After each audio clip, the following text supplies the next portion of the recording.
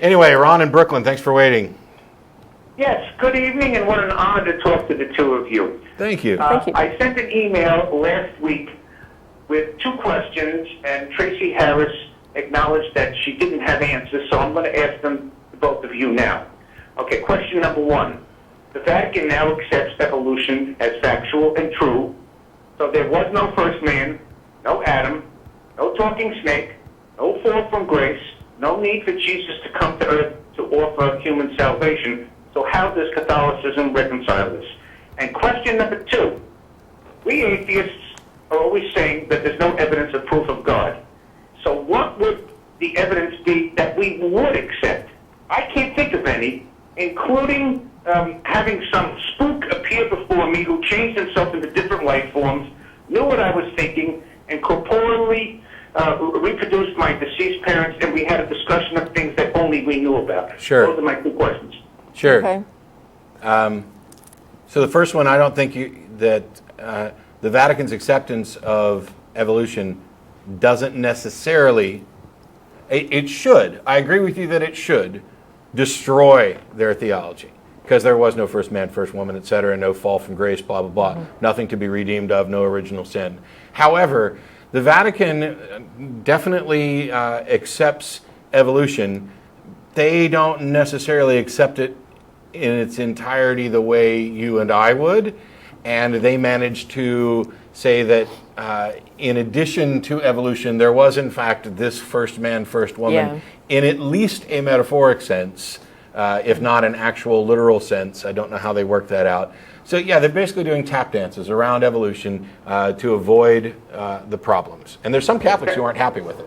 Well, that sounds like a typical apologetic. Yes. Well, yeah, and I guess my other question for you is, have you asked Catholics this? Because, I have no idea what's going on inside a Catholic's head, but there are Catholic apologists out there that you could approach with this question. Yeah, it would probably be the typical obfuscations. Yeah. Okay. Yeah, no, it's you may never get a satisfactory answer. It's you might as well be trying to ask them to explain the Trinity to you. Yeah, I agree. Yeah. Okay, you want to take the second question? What would we accept? Yeah. I can't think of anything right off the top of my head that, Yeah. I would accept. I'm with you, Ron, in that I can't think of anything, and I think it would be arrogant of me to presume that I could distinguish between a God and some highly advanced technology that I'm unfamiliar with, etc. And so what I've said in the past couple of years is, I don't know what it would take, but if there is a God, that God definitely knows what it would take, and that God should be capable of doing it. And the fact that it hasn't happened means that either that God doesn't exist or that God doesn't care to convince me that he exists. Okay, good answers. Cool. I don't want to take too much of your time, but what an honor. Thanks, Ron. I appreciate Thanks, the Ron. call. Okay, bye-bye. Have a happy Sunday. Yeah, actually, I think God would be the last explanation I would reach for if something really weird and unusual and extraordinary happened.